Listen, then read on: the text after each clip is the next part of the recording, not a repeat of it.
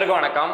இப்ப ஒரு video clip பாத்தீங்கல்ல, அதுல ஒரு அம்மா தாலி கயித்தை புடிச்சுக்கிட்டு கதறி அழுகுறாங்கல்ல. என்னத்துக்காக தாலி கயித்தை புடிச்சிட்டு அழுகுறாங்க அப்படின்னு நீங்களே கெஸ் பண்ணி சொல்லுங்களேன். ஒரு 5 செகண்ட் டைம் கூட எடுத்துக்கோங்க, சொல்லுங்க. யோசிச்சுட்டீங்களா? எதுக்காக அந்த அம்மா இப்படி கதறி தாலி கயித்தை புடிச்சிட்டு அழுகுறாங்க அப்படின்னு, அதுவும் 2025ல இப்படி அழுகுறாங்க அப்படின்னு உங்களால புரிஞ்சுக்க முடியுதா? ஓரணியில் தமிழ்நாடு அப்படின்னு சொல்லிட்டு திமுக அரசு ஒரு திட்டத்தை கொண்டு வரணும் அப்படின்னு சொல்லிட்டு அழுகுறாங்களா?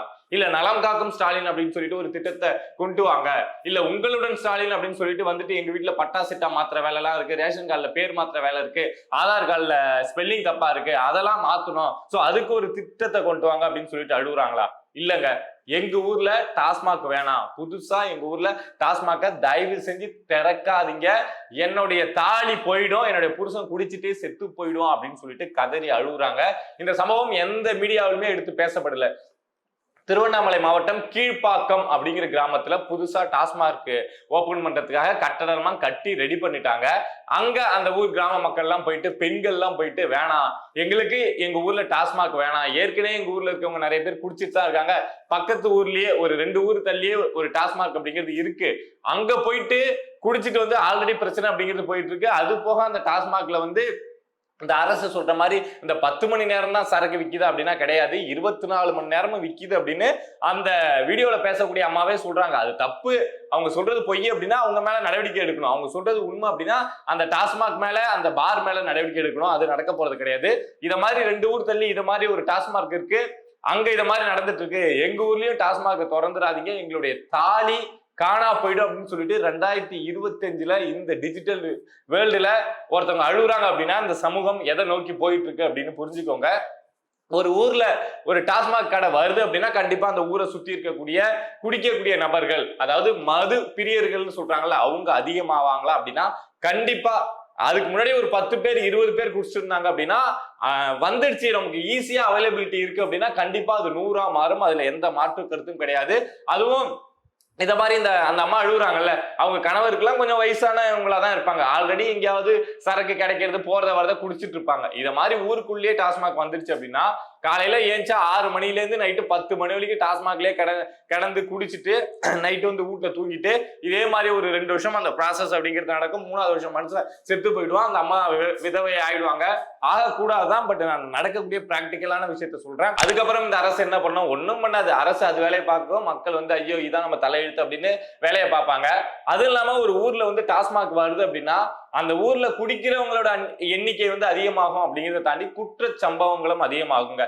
குடிச்சிட்டு ஒருத்தன் என்ன பண்றோம் அப்படின்னு தெரியாம நம்ம எத்தனை கொலைகள் பாக்குறோம்? எல்லா தமிழ்நாட்டில் நடக்கக்கூடிய 90% கொலைகள் குற்ற சம்பவங்கள் எல்லாமே போதையில நடக்கிறதா தான் இருக்கு. சோ அப்படி பாக்குறோம்னா அந்த ஊரை சுத்தி இருக்கக்கூடிய சிறுமிகளுக்கே பாதுகாப்பு அப்படிங்கிறது இருக்காது. குடிச்சிட்டு போய் கண்ணா புண்ணான்னு பண்ணுவான், அங்க இங்க அடிச்சுப்பான். அந்த டாஸ்மாக சுத்தி இருக்கக்கூடிய அந்த தெருவு, அந்த வழி போயிட்டு, டாஸ்மாக்னா என்ன, இருக்கிற வழியில 100 பேர் போயிட்டு வருவான் அந்த தெருவு வழியா, அது எங்க இருக்கோ அந்த பக்கம். அப்படிங்கிறப்ப அந்த தெருவுல இருக்கிறவங்களுக்கே ஒரு பாதுகாப்பு இல்லாத நிலை வந்துடும். ஐயோ இவனை எப்ப அடிச்சுப்பானோ, என்ன பிரச்சனை பண்ணுவானோ, ஏதாவது அவனோட பிரச்சனை பண்ணா கூட இவங்க ஒதுங்கி போற நிலை அப்படிங்கிறதா இருக்கும். ஒரு டாஸ்மாக் ஒரு ஊர்ல வருது அப்படின்னா குடிகாரங்களுடைய எண்ணிக்கை அதிகமாகும் அப்படிங்கிற இதை தாண்டி அந்த டாஸ்மாக சுத்தி இருக்கக்கூடிய கிராமங்கள்ல குற்ற சம்பவங்கள் அதிகமாகும் அப்படிங்கிறது உண்மை. அதெல்லாம் உணர்ந்துதான் ஏற்கனவே எத்தனை ஊர்ல எவ்வளவு இதை பார்த்திருக்காங்க அந்த பெண்களை, அதெல்லாம் உணர்ந்துதான் எங்க ஊர்ல இந்த டாஸ்மாக் வேணாம் அப்படின்னு சொல்லிட்டு கதறி அழுகுறாங்க.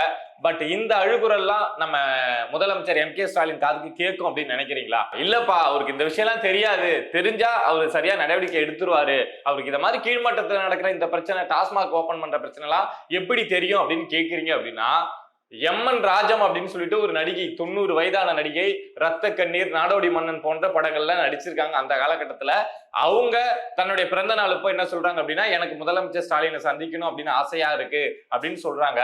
அதுக்காக அந்த வீடியோ முதலமைச்சர் ஸ்டாலின் அவர்கிட்ட போயிருக்கு. அவங்க அதை பார்த்துட்டு மனைவி துர்கா ஸ்டாலினோட போயிட்டு அந்த MN ராஜம் அப்படிங்கிற அந்த நடிகையை சந்திக்கிறாங்க. அந்த விஷயம்லாம் முதலமைச்சர் அவர்கள் கிட்ட போகுது.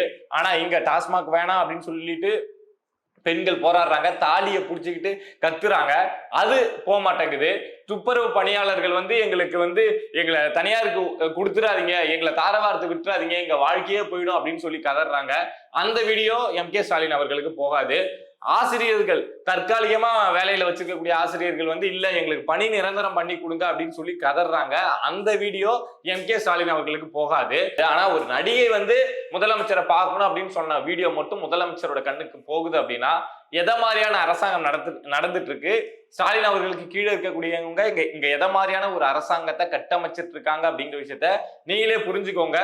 இங்க எந்த விஷயத்த ஸ்டாலின் பார்க்கணும், எந்த விஷயத்த ஸ்டாலின் பார்க்க கூடாது அப்படிங்கிற விஷயத்த கீழே இருக்கக்கூடிய அதிகாரிகளும் கீழே இருக்கக்கூடிய அரசியல்வாதிகளும் உறவு அந்த சொந்தக்காரங்க இருக்காங்க இல்லையா, மருமகன் மாமா மச்சான் அப்படின்னு திமுக குடும்பத்துக்கு இருக்காங்க இல்லையா, அவங்கதான் முடிவு பண்றாங்க ஸ்டாலின் இந்த வீடியோவை தான் பார்க்கணும், இந்த வீடியோவை பார்க்கவே கூடாது.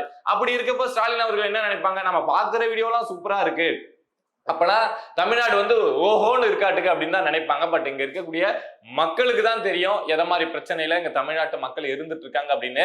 இந்த டாஸ்மாக் விஷயம் அப்படிங்கிறது எத்தனை காலமாங்க இந்த போராட்டம், எங்களுக்கு டாஸ்மாக் வேணாம் டாஸ்மாக் வேணாம் டாஸ்மாக் வேணாம்னு சொல்லிட்டு இந்த மக்கள் போராடுறது எத்தனை வருஷமா நடக்குது. அதுக்கு ஒரு நடவடிக்கை அப்படிங்கிறது எந்த அரசுமே முழுசா எடுக்கவே மாட்டேங்கிறாங்களே. திமுக சொல்லியிருந்தாங்க நாங்க வந்தா படிப்படியா கொஞ்சம் மதுவிலக்கை கொண்டு வருவோம் அப்படிங்கிற மாதிரி ஒரு வாக்குறுதியை கொடுத்திருந்தாங்க. அவங்க முழுசாவே சொல்லியிருந்தாங்க. கனிமொழி பேசுனதெல்லாம் கேட்டா இப்ப கூட ஆத்திரம் தான் வரும், அதை பத்தி பேசி வேஸ்ட். பட் சொல்லியிருந்தாங்கல்ல, வந்ததுக்கு அப்புறம் ஒரு டைம் ஞாபகம் இருக்குங்களா, ஒரு 500 டாஸ்மார்க்க வந்து நாங்க எங்கெல்லாம் விற்பனை கம்மியா இருக்கோ அங்கெல்லாம் வந்து டாஸ்மார்க்க நாங்க மூடுறோம் அப்படின்னு சொல்லிட்டு 500 டாஸ்மார்க்க மூடுறோம் அப்படின்னு சொல்லிட்டு ஒரு பெரிய பிரச்சாரமே பண்ணாங்க. பட் 500 டாஸ்மார்க்க மூடினாங்களா அப்படின்னு தெரியாது. பட் மூடிட்டோம் அப்படின்லாம் கணக்கு காமிச்சாங்க. அந்த ஊர்ல மூடணும் இந்த ஊர்ல மூடணும் அப்படின்னு கணக்கு காமிச்சாங்க 500 டாஸ்மாக்கு. ஆனா சத்தமே இல்லாம இப்ப இந்த ஊர்ல திறந்திருக்காங்கல்ல, இதே மாதிரி ஒரு ஆயிரக்கணக்கான டாஸ்மார்க் வந்து இந்த திமுக அரசு வந்து அங்கங்க சத்தமே இல்லாம திறந்திருப்பாங்க. அவங்க மூணதை பெரிய விளம்பரமா பண்ணாங்க. பட் திறக்கிறத பெரிய விளம்பரமா பண்ணாம அப்படியே சைலண்டா அங்கங்க இந்த டாஸ்மார்க் திறக்கிறது அப்படிங்கிறது நிறைய ஊர்ல இப்ப நீங்களே பார்த்திருக்கலாம். இந்த ஊர்ல எல்லாம் இதுக்கு முன்னாடி டாஸ்மாகே இல்லையப்பா, இப்ப திடீர்னு வந்துருச்சப்பா அப்படின்னு சொல்ற அளவுக்கு நிறைய ஊர்ல தமிழ்நாடு முழுக்க டாஸ்மாக் அப்படிங்கறத ஓபன் பண்ணி வச்சிருக்காங்க.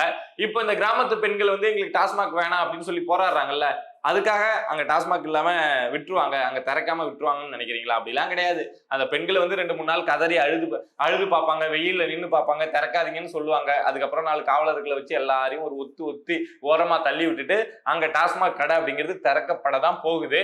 நமக்கு என்ன அப்படின்னா, ஒரு சமூகத்துல போதை அதிகமாகுது அப்படின்னா அங்க வந்து குற்றங்கள் அதிகமாகும். குறிப்பா பெண்களுக்கு எதிரான குற்றங்கள் அப்படிங்கிறது அதிகமாகும் அப்படிங்கிறத நம்ம 100% நம்புறோம். அதை தடுத்து நிறுத்தணும் அப்படின்னா இந்த போதை கலாச்சாரம் அப்படிங்கிறது, அந்த போதைங்கிறது எந்த ஃபார்மட்ல இருந்தாலும் சரி அதை தடுத்து நிறுத்த வேண்டியது அப்படிங்கிறது அவசியம். போதைக்கு எதிராக என்ன விஷயத்த என்ன முன்னெடுப்புகளை நம்மளால செய்ய முடியுமோ, தனி மனிதரா நம்மளால என்ன விஷயங்களை செய்ய முடியுமோ அந்த விஷயங்களை கண்டிப்பா நாம செய்வோம். நீங்க துணை நில்லுங்க, நம்மளால முடிஞ்ச விஷயங்கள் என்னவோ செய்வோம். அதே மாதிரி இங்க என்னென்ன விஷயங்கள் அந்த சமூகத்துல வந்து அரசியல் சார்ந்து இல்ல மக்களுக்கு எதிராக என்னென்ன விஷயங்கள் நடக்குதோ எல்லாத்தையுமே நான் உங்ககிட்ட வந்து ஷேர் பண்ணணும் அப்படின்னு நினைக்கிறேன். அதுக்கான முன்னெடுப்புகள் நம்மளால முடிஞ்ச விஷயங்களையும் செய்யணும் அப்படின்னு நினைக்கிறேன்.